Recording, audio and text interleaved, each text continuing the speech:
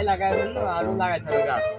এই লোকজন সব কলা গাছকে পাতা পাতা কাটতে যাচ্ছে, ছাগল খাই দিয়েছে, এখন কি করবো, কিছু করার নাই।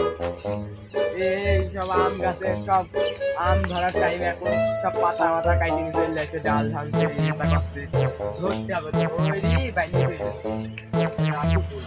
এইসব গাছ কত সুন্দর সুন্দর গাছ, এই গাছ কেউ ই করে পাতা ভাঙে গাছ কেটে খাবে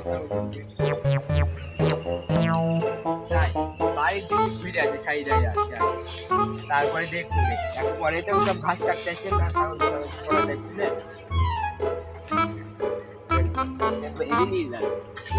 বাড়ি করে।